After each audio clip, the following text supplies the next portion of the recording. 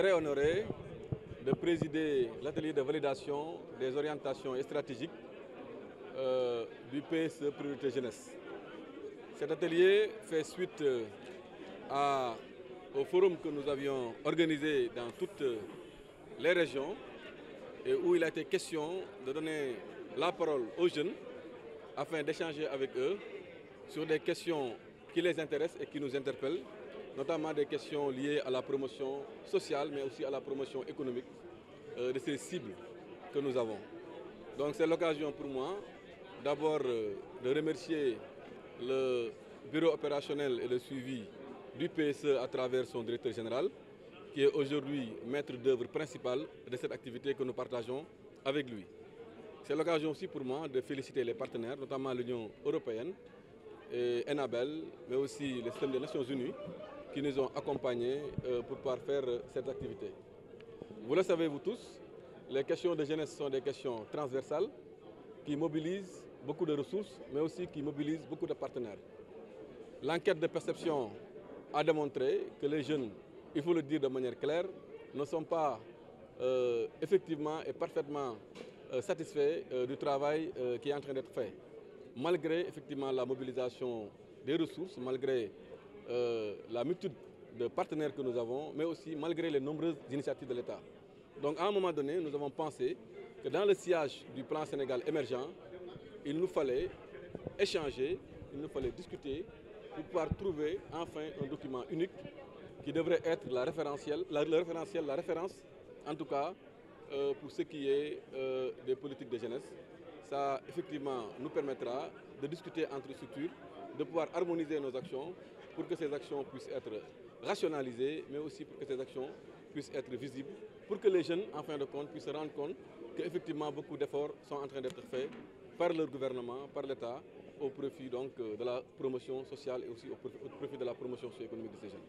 Quelles sont les grandes lignes de cette orientation, les grandes lignes sur lesquelles vous portez s'appuyer pour exactement satisfaire cette demande des jeunes? Les questions liées à la citoyenneté, les questions liées à la promotion sociale et économique sont entre autres des questions qui intéressent les jeunes, mais qui nous interpellent. Bon, maintenant, en dehors de cela aussi, il y a d'autres questions, notamment les questions d'éducation, les questions de formation, mais aussi la santé, la nutrition des jeunes. Ce sont entre autres des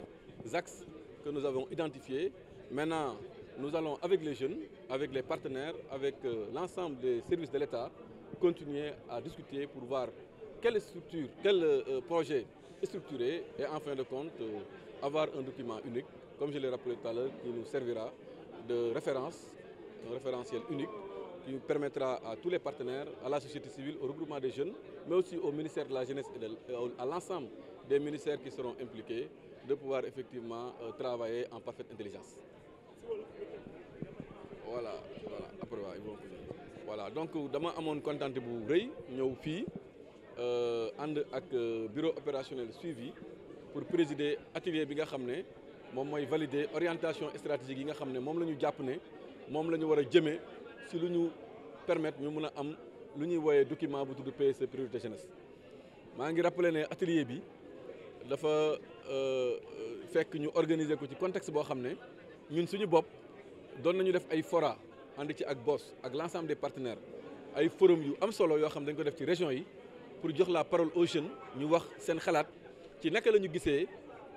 pouvoir public yi ci liñ ci war a liggéeyee. et loolu li ci am solo mooy gis nañ ne jeunes yi malgré effort bi nga xam ne état moom lay def malgré partenaires yi nga xam ne dañoo bëri di jëm ci mbiru liggéeyu jeunesse mais malgré aussi initiative yi nga xam ne état bi jël na ko ñoom perception bi nga xam ne moom la ñu def ci état li muy def yaakaar naa xaw na am tuuti lu ci tagga témbe ci yooyu nag si la ñu diagnostiqué gis ne war nañu am benn document unique boo xam ne comme ni ko PSE nekkee day nekk document boo xam ne bépp partenaire bu ñëw wala société civile su ñëwee wala ñun suñu bopp état parce que état bëri na ay structures yoo xam ne ñoom ñëpp mbaalu jeunesse la ñuy def ñu mun ci harmoniser mu nekk benn kuréel boo xam ne dañ koy bokk ci document boo xam ne si la ñuy liggéeyee ensemble. et loolu am nañu yaakaar ne dina gën a rationaliser suñu action mais aussi dina gën a fexe ba jeunes yi gën a mën a gis effort yi nga xam ne moom la gouvernement bi di def donc loolu moo ñu tax a daje tey ñu lancé ko voilà grande ligne yi nag gis nañu ne jeunes yi d'abord parce que dañ leen impliqué woon ñoom gis nañu ne ci seen waxtaan bu ñuy am ak ñoom gis nañu ne am na ay questions yu bëri yoo xam ne soxal na leen mun naa ci jukki rek wàllu liggéey wàllu emploi wàllu employabilité wàllu formation mais aussi wàllu santé wàllu civisme ak citoyenneté donc yooyu yëpp ay axes la yoo xam ne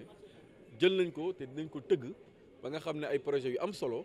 dinañ ko ci génnee ba ñun ak ñi nga xam ne ñoom la ñu bokkal mbir mi muy partenaires yi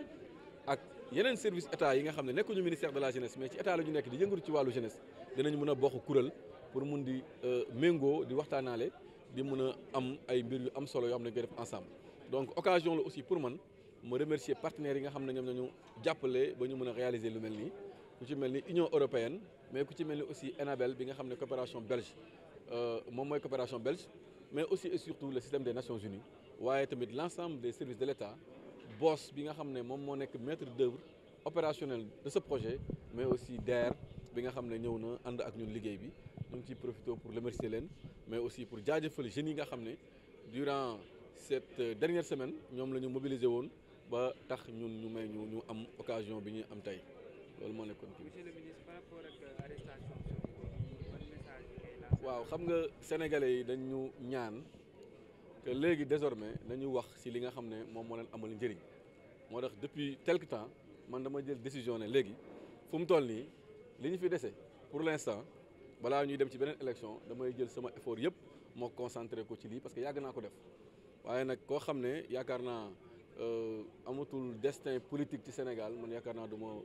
amati utilité di wax ci li ko jëm li nga xam ne moom la am ça le concerne avec état la donc loolu man awma ci benn appréciation particulière non awma ci benn appréciation particulière man su ñuy wax waxu émergence di wax waxu développement di wax waxu Sénégal 2035 di wax waxu jeune yaakaar naa il n'y a pas de place pour quelqu'un qui a le destin d'une feuille morte. Merci.